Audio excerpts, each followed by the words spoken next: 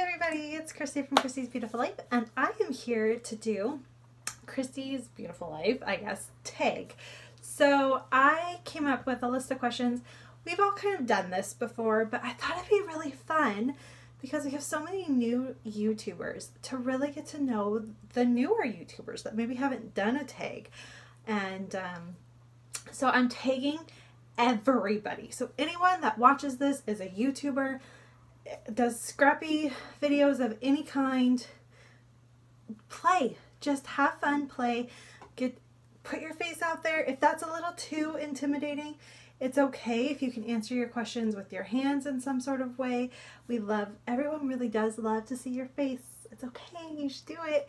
But yeah, so I'm not really taking 3 individual people, I'm taking everybody. And that includes anybody that makes a video for the Secret Not Secret Kit Club. If you guys are new, because I know that a lot of people got into Secret Not Secret Kit Club and started making videos. So Tracy, let's see, Galaxy Girl, and we have to make sure Dolly does one, and I mean Crystal needs to do it. So seriously, you guys are really being tagged, like double tagged. But when you're playing along and if you're doing this, please feel free to tag like 3 people, like 3 of the people you really want to see. Go ahead and do that. You can tag them through the video, and then when you post your video like on social media or anything, just, you know, tag them the way you normally do so they see it. The more people that play, the funner it is. So I really hope everyone plays. That's my intro, 2 minutes in. I have 10 questions for you, and they can be as long or as short as you want them to be. So and they will be down below so you can see them. And stay tuned for tomorrow if you are part of Secret Not Secret Kit Club, because this is part of your challenge for me. So stay tuned.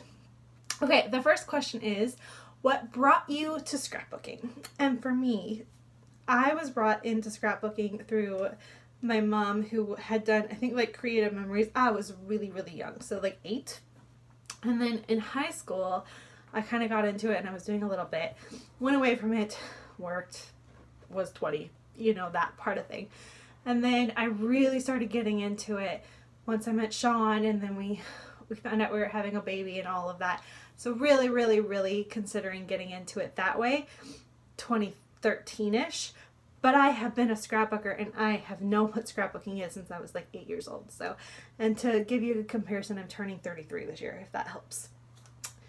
So number 2 is, besides your immediate family, so like your husband and your kids and your pets, because a lot of pets are immediate family to a lot of people, what do you like to scrap about most? So for me, this is kind of silly, but myself. I like to make sure that I document myself into my layout. So the things I like, my love of coffee, the seasons that I love, different seasons and stuff like that. I do scrapbook special occasions. So like if we do a vacation or something like that is fun too. But for me, besides my immediate family, that obviously we all scrap all the time, it's stepping away from that and making sure that I'm getting documented on my layouts as well, so my family has something to look back on that shows about me, because this is my hobby and my love, and I do it for me, and I want them to be able to see that.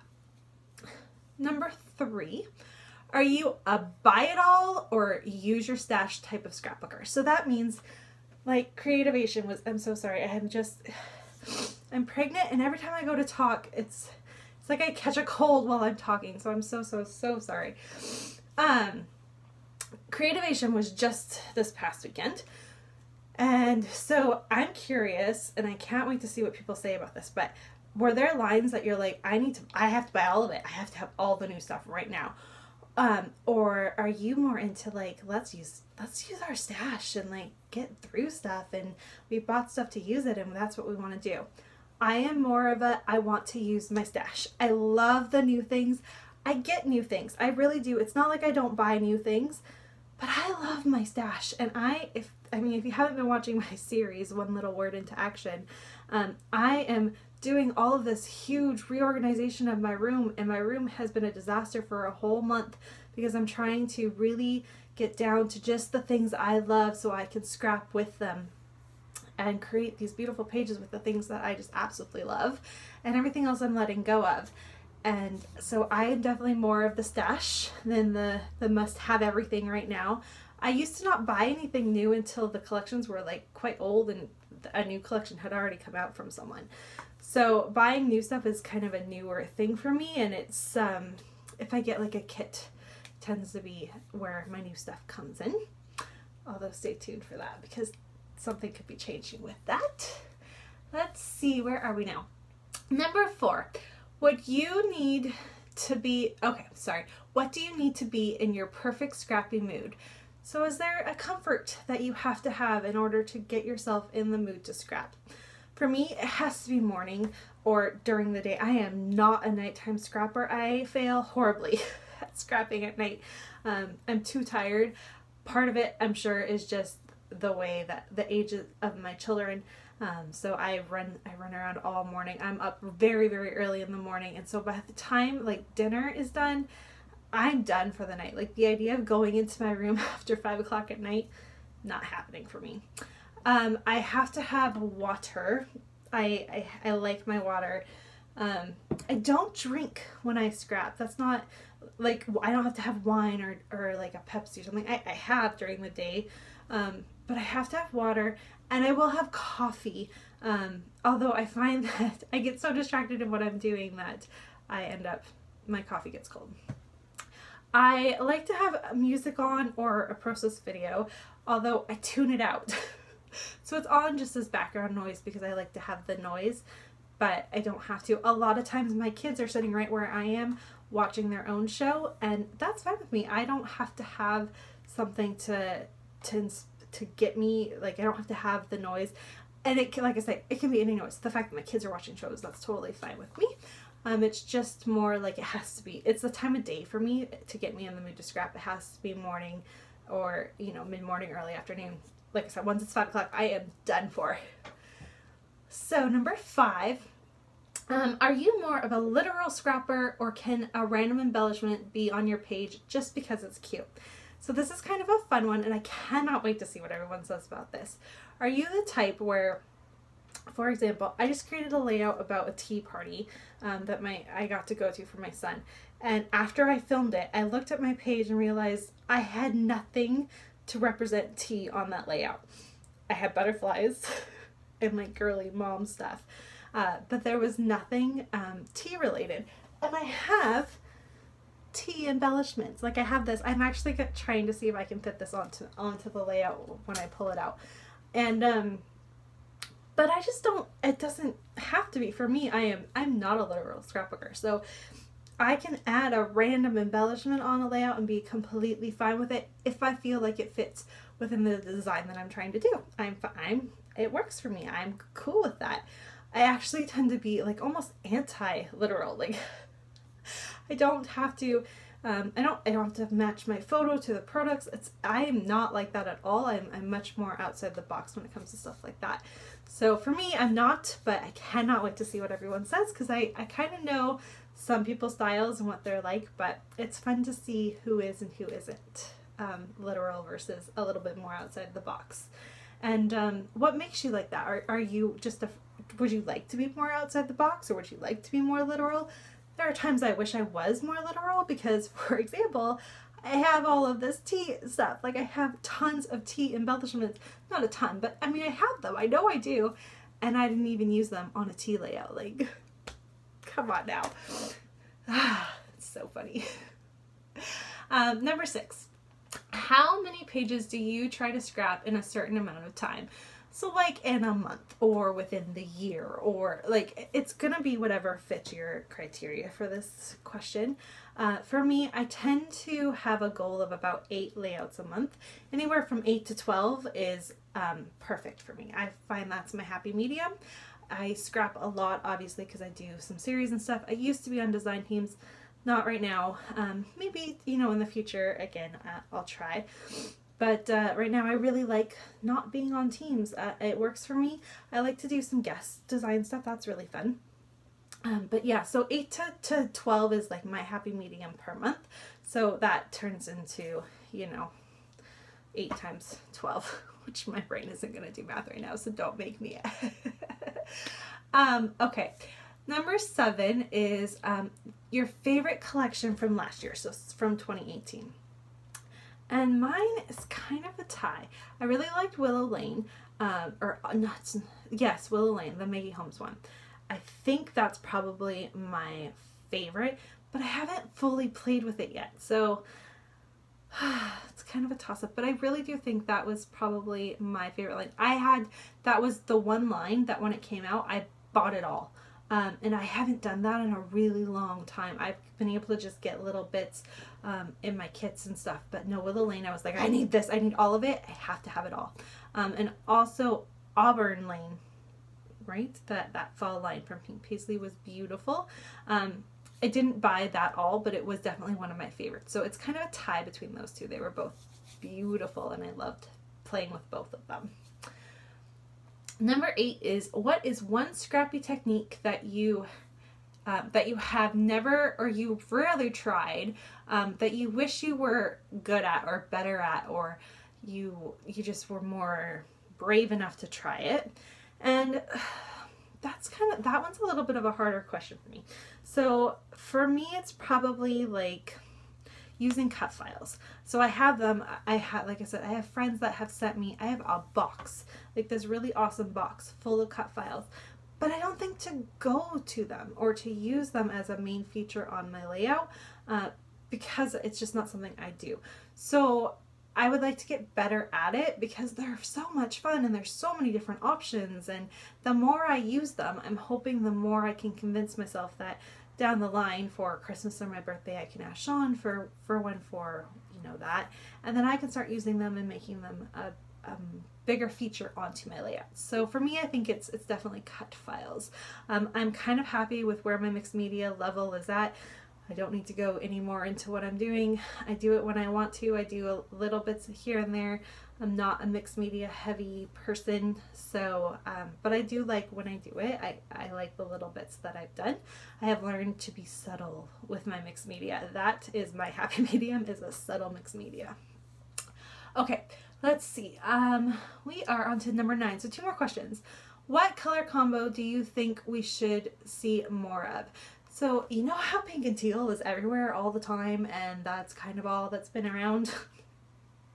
It's a great color combo. I love it. I wear it all the time. I scrap with it. It works really, really, really well for Nora. But I wish there was more like navy and yellow, like that navy yellow color kind of put together. Obviously not mixed together, because wouldn't that make brown? But you know what I mean. Yeah, so more of the like, but that navy, that really beautiful dark, not the dark navy, not like the color, no, maybe like the color of my sweater, but with a yellow, or even more, even more purple would be really nice to see, but not like gross purple, like the nice purples. So I just wish that manufacturers would step out of their very square box that they tend to do with collections, and move more into a different color tone for us for a while. I think rainbow I'm seeing a lot of it, like bright colors, or just rainbow colors in general. So maybe we're seeing a change. So that's exciting. I'm excited to see what happens. And finally, my last question is, are you at all worried about our hobby fading out? So if you are, do you have any ideas that could help it from that happening? So I've heard that Creativation was a little bit smaller than it was last year. And I was like, oh, that's interesting. Like, is that a good thing? Is that a bad thing? There have been some posts that people have noticed that more and more stores are closing down, and just, how do we feel about that? I don't think you're going to lose scrapbooking. I think there is enough of us that really do love it that it's not going to go away. I think everything's just online now, especially with like the worry of the scrapbooking stores. I think we all tried to support them the best we could, but it takes forever for them to get new lines, especially smaller companies. And if you like the new stuff and you want to play with it right now, you're going to go online to buy it. So I think part of it is that everything's moved to online. So I don't think it's fading. I think it's just moved its direction. And I think there's always an ebb and flow to hobbies. And I don't know that there's much that we need to worry about. It's there. The big names are still here. And I think everything's going to be okay. I'm not worried about it fading. Even if it does, I have enough stuff in my room to make it work anyway, so it's all good. But we'll see. I think it's changing. I definitely think our hobby is changing a little bit. The only thing that frustrates me is the lack of albums that we find nowadays. They're getting harder and harder to find. So that would be nice if someone would, make more albums, because they were cute when the Becky Higgins ones came out. And if I have any ideas to help keep it fresh, just keep introducing it to the younger women and the younger generation. This is not just a woman's hobby, but it does tend to be. And just show them how fun it is, and the new moms. I mean, everyone scrapbooks for different reasons, but new moms that once they're through the first year and they've got time to do it, if it's something that they enjoy, just introduce it to them and show them how you can document your children's memories and how fun it is. And you don't have to be crazy like some of us that do tons of layouts. Do 5 layouts a year and just document the 5 biggest things that have happened in your life. Like, do that. Do a traveler's notebook. There's so many different things you can do. So I don't think it's fading. I think everything is good to go. And that is to wrap up my 10 questions. I've kept this under 20 minutes. I'm so proud of myself. So I really, really, really hope you play along. Everybody, anyone on YouTube that's a scrapbooker that sees this, please play along. Like I said, I'm taking everyone. And thanks so much. I can't wait to watch all of these. I'm recording this. It's going up on Thursday the 24th, I believe. I'm being induced on the 26th, so I hope people have videos out so I have something to do while I'm home with my newborn. Thanks everyone so much for watching. I'll see you soon. Bye. I forgot to tell you, if you're playing along, use my tag. I'm so out of focus, you guys, so sorry. You can use the Scrappy tag, #CBL, the hashtag CBL Scrappy tag. I'll leave that down below along with the 10 questions. And if you just use that hashtag, especially like if you're posting on Instagram or Facebook, that way I'll be able to see it. And then you can do it on YouTube. If you use the hashtag when people go to search it, they'll be able to see everyone's tags that way. So hashtag CBL Scrappy tag. Bye everyone.